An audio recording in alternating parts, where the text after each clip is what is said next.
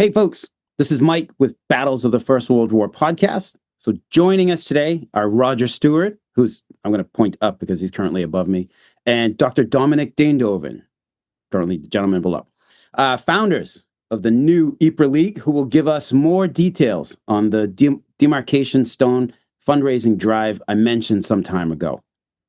Both Roger and Dominiek live and work in the Ypres salient, and between them have published several books and articles with regards to the Great War, with Roger having appeared on this podcast with Professor Mark Connolly about a year or so ago. Again, if you're new to the story of the First World War, then we'll start with just a few basics here.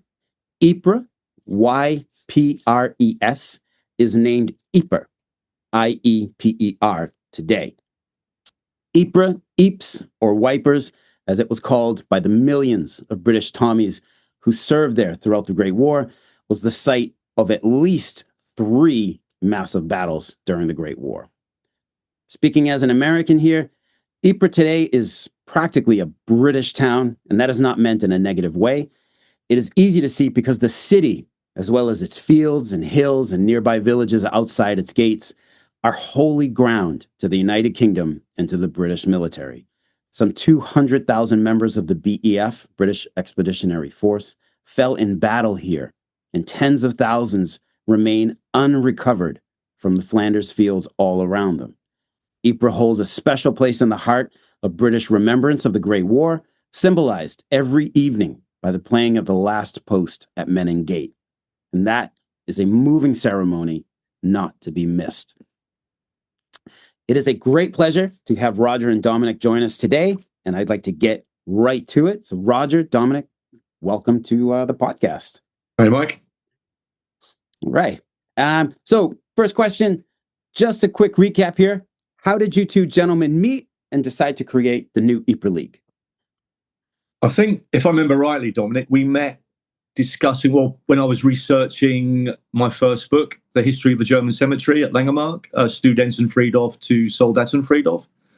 And that's how I got to know Dominic, because Dominic at the time was it head of research in the Flanders Field Museum, Dominic? Or Yeah, well, it's hard to be head of research if you are only 3 researchers. But indeed, I've been working at the Flanders Fields Museum for over 25 years. And there is a research facility. And during COVID, Roger was kind of out of work as a battlefield guide, much against his will. So his plan B was to write a book. And that's how, well, I knew of Roger's existence before, but we weren't really acquainted with each other. And then when Roger came to do research for his first book, the one on the cemetery of Langemark, we got along quite well, and that's how we actually got acquainted. And then Roger came up with the idea for the new Ypres League. I think also we've got a joint friend in Mark Connolly. Yeah, Mark had been over several times before this talking about the original Ypres League and the history of the Ypres League, which got me very, very interested. And then myself and Dominic, I think we were having a beer one night, and we were talking about remembrance in the Ypres salient. And we kind of realised that, in a few years' time, if nothing's refreshed, maybe nobody will be doing this because of the age, of some of the guys involved now. Mm-hmm. So we thought it'd be a great idea to start up or restart the original Ypres League under the banner of a new Ypres League, with the core of its aims still as our aims as the new Ypres League, but modernised and adjusted, to today's world as well. Yeah, and it fills a gap between the veterans associations, between something like the last post associations, who all have a very particular purpose. And I was quite charmed by the idea of the old Ypres League, where so between the wars, the Ypres League's main purpose was to create a bond between people for whom Ypres meant something. Mm-hmm. And this new Ypres League, and I think that the two of us are a symbol of that is pretty much Anglo-Belgian. Yeah. So I'm a Belgian. Roger is a Brit, but a resident in Ypres, and I think that is a very good idea, because it makes this new organization stand out within the field of commemoration. That it is a joint Anglo-Belgian organization based in Ypres, working for Ypres, so with a very clear purpose on what is happening here regarding the First World War. It's interesting, really. The uptake has been fantastic. The interest by people, and particularly, Brits and Belgians, in particular, people have got a passion, for the history of Ypres, the Ypres salient as well. And as you mentioned earlier, it was about a year ago, when I came on with Mark, and within that year, we've got well over 100 members now. For example, Lady Lucy French, the granddaughter of Sir John French, is our president. The Mayor of Ypres, Katrine de Summer, is our vice president. So it's been very, very well received. And I think what people like about it as well is it's not just purely remembrance based. Of course, that's it's a big part, but it's also exactly what we're on today. We have other projects as well. We're aiming to put things back into the salient as opposed just to taking out. If I can just show you, you've probably seen that anyway, but that's the new Ypres League badge logo, but it's based on the original Ypres League badge, so it's kind of it really kind of symbolizes us now. It's kind of a modern version of the original, of the original logo. Yes, and I believe I got to use the art that you sent me digitally as for the podcast episode that I did on the Demarcation fundraising drive that we'll talk about. So that symbol, hopefully we can get that out there into the world. But it, like you're talking, Roger, exactly what I was thinking is you guys are community based and you're also giving back to the Ypres community. Yeah, very much so. And it's actually become quite a nice social thing as well. Really? The members who have joined, we have a WhatsApp group, for example. They're always in contact with each other. And they're always posting different bits about the Ypres salient, and it's fabulous, and the events we hold several events throughout the year, and they've kind of, growing and growing and growing, and it's become a really nice social, organization as well, which is great, which is, what it's all about. Right. Yeah. And if I may add that despite the fact that it's a local, a community-based organization, our scope is at the same time very worldwide. I mean, Gurpreet Singh, who's a Sikh living in Ypres and who has a grandfather who served in the First World War, actually, is very much involved. So we do things with the Indian community. Oh, really? We had people from the British West Indies Regiment over recently, so got involved with them as well. So that's a remarkable thing in Ypres general, as you had so many nations involved in the First World War over here. We get acquainted, even if we are a small community, we got acquainted with a large part of the world, actually. Oh, amazing. You were speaking of events and ceremonies that the new Ypres League takes part in the Ypres area. What are some of these events where you could meet members of the new Ypres League and that you guys take part in? Well, there's obviously, as you call it, kind of set remembrance events. Anzac Day, for example, of course. I mean, November the 10th, 11th, and 12th here. I think we attended well over 12 ceremonies, over the course of those days. So you have the remembrance events, but on top of that, reburials of soldiers who remains have been recovered or they've been identified in terms of rededications. So we attend all of those remembrance events as well. So you've got the official kind of remembrance aspects, but on top of that, we organise our own events as well. And one of the ones which is now really starting to take hold is we've relaunched the original Ypres Day. Now, the Ypres League used to commemorate Ypres Day, and it was their day of remembrance on October the 31st each year, because it was basically one of the key events or one of the key dates in the First Battle of Ypres. and they would lay reeves at the Cenotaph in London, for example, and here as well. So last year was quite a small start, really. We just attended the last post and laid a wreath. But this year, what we did, we were lucky enough to have a young Scouts band present. We had several standards come as well. And what we're trying to do with that event is to grow it into a remembrance event for Ypres-based organisations, but also anybody who has this passion for the Ypres Salient.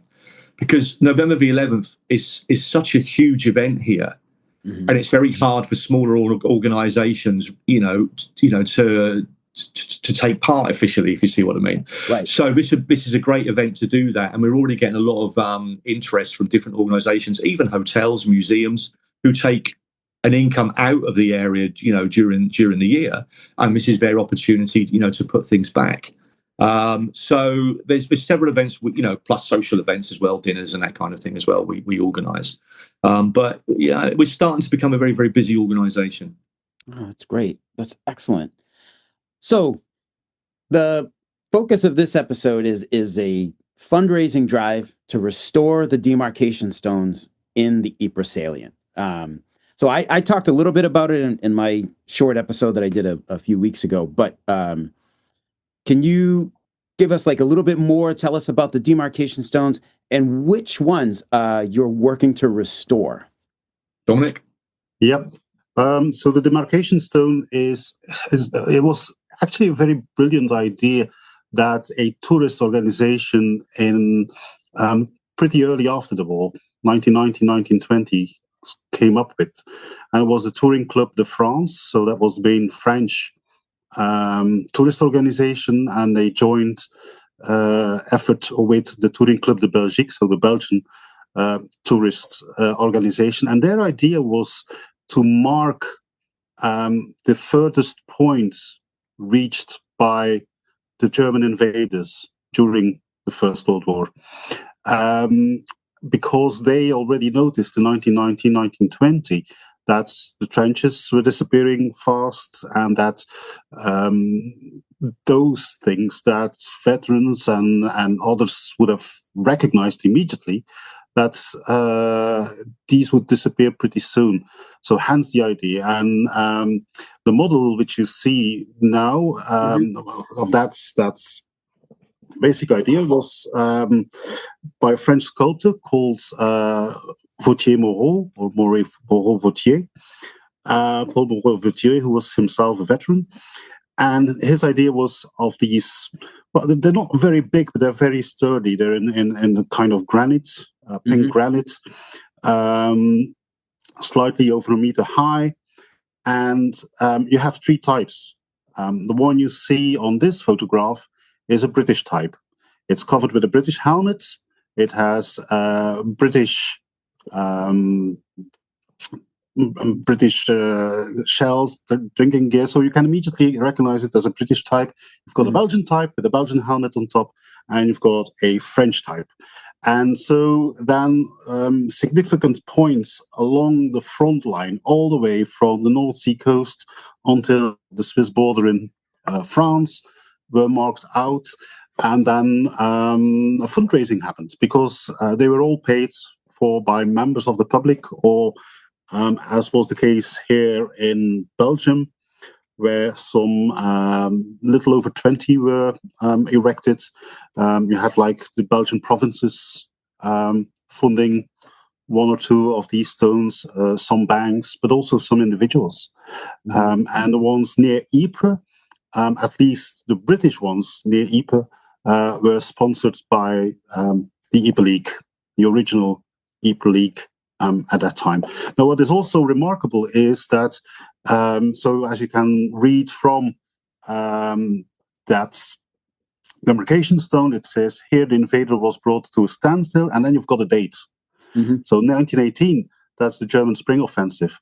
But you can also have 1914, for instance, on the Belgian front, where the Belgian troops stopped the Germans' onslaught, or just north of Ypres, Boesinger, a French, bearing 1915, which is after the first gas attack, where the French managed to create a new line of defense. So overall in Belgium, there are some 22 of them, and in Ypres, or just around Ypres, in what used to be the Ypres salient, there are at this moment, and I stress at this moment, 8. So 8 survived. 8. Okay. 1 has disappeared, and we haven't even managed to find a photograph of that 9th one. And of these 8 still existing demarcation stones, 5 are British, 2 are French, 1 is Belgian. And the one we are focusing on at this moment, but we have an interest in all of them, is the one at Hellfire Corner. Hellfire Corner, who's anyone slightly familiar with the Ypres salient, that will ring a bell. It was famous crossroads. Basically, you could say the place where initially you would leave, well, it's a bit out of Ypres, but where you would really enter the fighting zone. And it was quite exposed, hence the name. Hellfire Corner, as it was quite exposed, you could easily be shot at from 3 sides by German artillery. And it's even today, it's quite an important place because it is the spot where most people visiting Ypres will enter the town. Yes. Now, you still have the demarcation stone, but the lettering, the inscriptions have completely disappeared. And this is a souvenir. Yeah, there is Rogerwitz's photograph of how it looks now. And the thing is that during the Second World War, so during the second occupation after the second invasion of Belgium and France, the demarcation stones were deemed by some Germans as offensive. And so the lettering was taken away. Some survived. There's one extremely funny story where a local farmer covered the demarcation stone under a heap of manure. Okay. And that's how it survived the Second World War. But basically, especially the one at Hellfire Corner is, well, the demarcation stone is there, but there is no lettering on it whatsoever. And the whole site is listed as such by the Flemish government, but we've received the agreement that a full restoration could take place there. And we'll start from there. Okay. One of the other things we're actually researching, examining is what happens to that demarcation stone that disappeared. What happened to it? And how, I mean, as I just told you, we do not even have a photograph. Where was that one located? Yeah, it was located at Wieltje, which is also to the east of Ypres, right on what used to be British front line, and basically where between 1915 and 1917, it's basically where the front line was established after the first gas attack in April 1915. Yeah. Oxford Road Cemetery area? Yeah, Oxford Road Cemetery near that. That's Wieltje. Yeah, and yeah, it's just a very strange affair that there aren't even photographs. So we're really curious of what happens to that one. Yeah. But at this moment, first stage, we're focusing on the ones that survived, but where all the inscriptions are gone. Okay, and like you said, some of the inscriptions, the Germans, probably defaced the stones out of anger, but also it's just been the march of time, right? Like it's been 100 years since these stones were stood up in rain and winters. It's very hard granite, so normally that would survive quite well. It's really, though, what you also see with Hellfire Corner is that at one stage a visitor had stuck a panel to it commemorating an individual, and then that left some glue marks. Right. But you're absolutely right. I mean, they're over 100 years old now, and they fulfill a very important role, being the only markers that will tell you today where at one stage the front line was. Okay. And what is the work that needs to be done on the stones, and who will be doing that work? With in terms of it depends on the individual stone. Oh, So okay. yeah, so as Dominic was kind of saying, over the years, the stones, partly become weathered or defaced, for various reasons. So all of the detail really needs re-emphasizing, recutting. If you look at that picture, we'll send, hopefully we'll be able to post some up. Sure. You can on the Hellfire Corner one, you can't even read the word Ypres basically on the top underneath the helmet. So on that one only, we also want to, if we can, put back the original text, which was taken off by the Germans during World War II. Okay. Here, the invader was brought to a standstill. I think, particularly on the Hellfire Corner one, because you can argue it's the most iconic because of its sighting, and it would be nice out of the 7/8 which remain, to have one at least completely historically, correct. Mm-hmm. The others will be looking at, just recutting the detail, for example, and the lettering, and that sort of stuff. Now, the Commonwealth War Graves Commission have been very kind of positive towards, the project.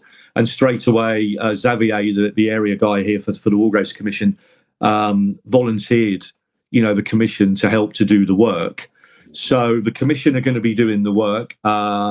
They've given us quotes as well for the work, which will entail removing the stone, taking it to Bahrain, to their facility there, doing all the work, and then bringing it back again. So it's going to be done.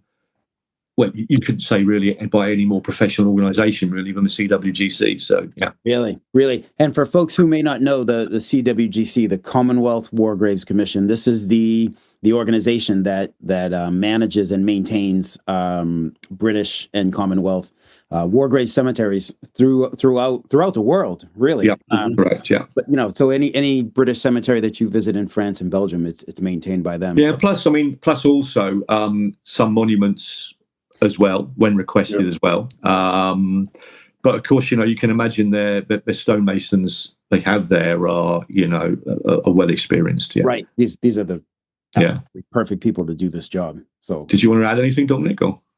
Yeah, no, and it's also important because nowadays, especially the one at Hellfire Corner, but it goes for all the demarcation stones, because they are usually set on the side of the road, and because of the weathering, nobody ever notices them unless they are pointed out at you. Yeah. So if we will have one recut, reinscribed, resurfaced as being, it will glow. It will glow, and it will draw the attention to these demarcation stones. And I think we start with one, but then it will enhance all the others that are out there. We should add, I don't know if we've already added this as well, but the Ypres League paid for 7 and part paid for an 8th.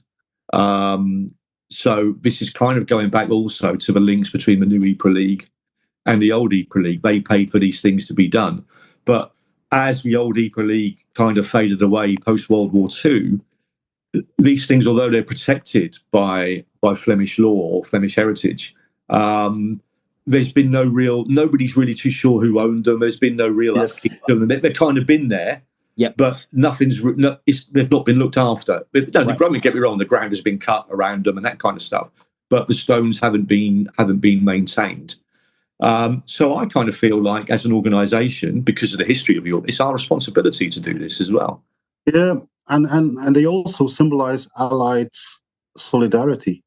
Yeah, it's one of the very few types. I mean, you've got French cemeteries, British cemeteries, Belgian memorials, French memorials, British memorials, but that type of memorial is one that is shared. Mm-hmm. Even if you have these slight differences with the helmets, but it is the only memorial or type of memorial, series of memorials, which symbolizes that solidarity between the Allied nations facing the German invader. Yes, yeah. Gosh, I hadn't even considered that. That's amazing.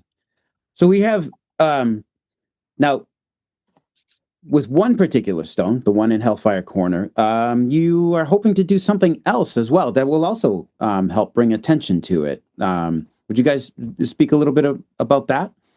Yeah, I think because of the significance of the site of Hellfire Corner, what we would like to do also is have an information panel put there as well.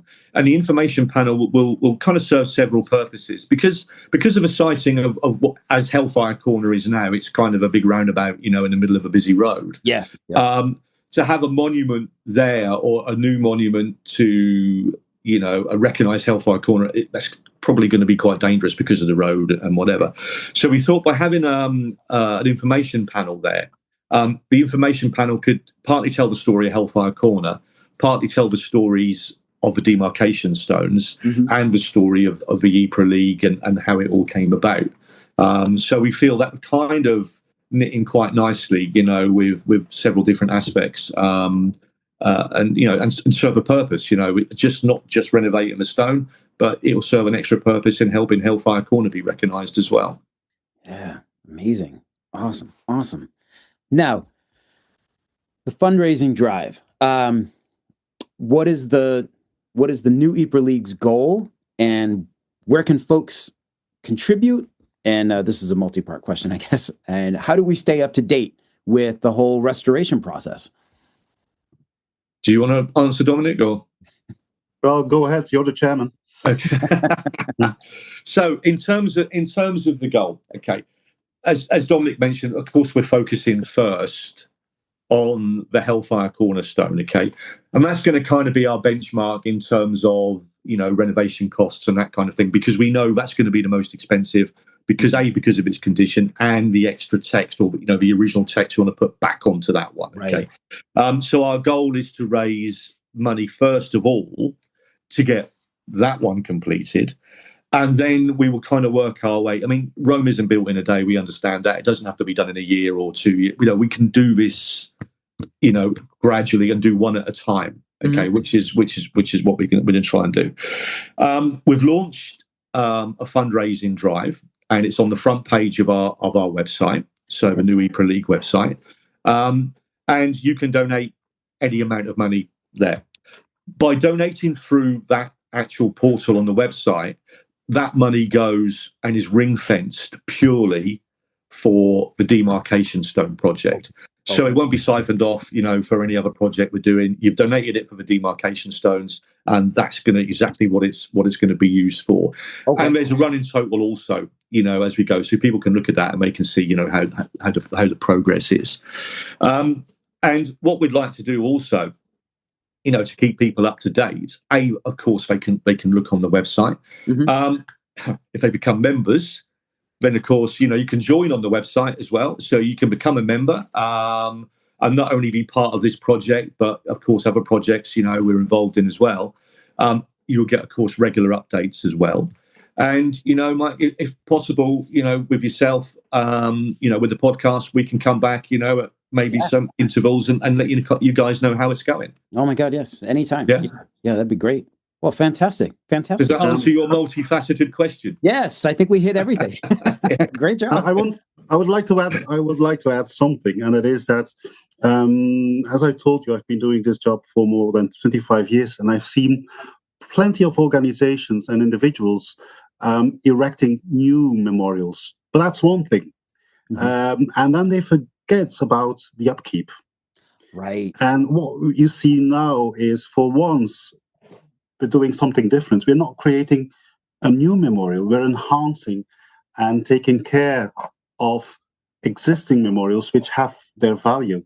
And I think that we will also try to set an example by doing so and saying, hey, it's not only about having your own little memorial somewhere, it's also about taking care of those who were created before us. Yeah. And of remembering the original Ypres League that stood them up, and re-honoring their commitment to the Ypres salient. Exactly. I mean, it's the famous quote from John McRae's poem in Flanders Fields: "To you from failing hands we throw the torch." Well, the original Ypres League was mainly, or was actually, the core of them were veterans who had served in the salients, and of course they are no longer there. So it's up to a new generation to take care of that part of heritage. Amazing. All right, folks, please consider donating to this important remembrance project. I mean, what a way to contribute to a lasting reminder of those who came before us and to remember and honor their service and sacrifice. And someday you can visit the Ypres area and then say, I had a part in that. When you see the stones and the Hellfire Corner information kiosk, every little bit counts, and it's a very Absolutely worthy project. Wow, Roger and Dominic, thank you so much for taking the time to come on the show. And gosh, I can't wait. I can't wait to hear updates and folks. Links to the new Ypres League website and then you can contribute there. Will be in the episode notes, so you can click right off of your phone. And yeah, please do consider joining the new Ypres League as well. I'm a member of that WhatsApp group chat, and it really is like a lovely group of people. Like, just sharing information and stuff like that. And there's a nice little growing community there. And it's been much more active as of late, and it's nice to see. So. Yeah. So definitely that's really something uplifting, like building a little community there, right? Even though we're all separated, you have this shared identity. So it's very cool. Very cool. Gentlemen, thank you so much for coming on the show. Thank you very much. Cheers.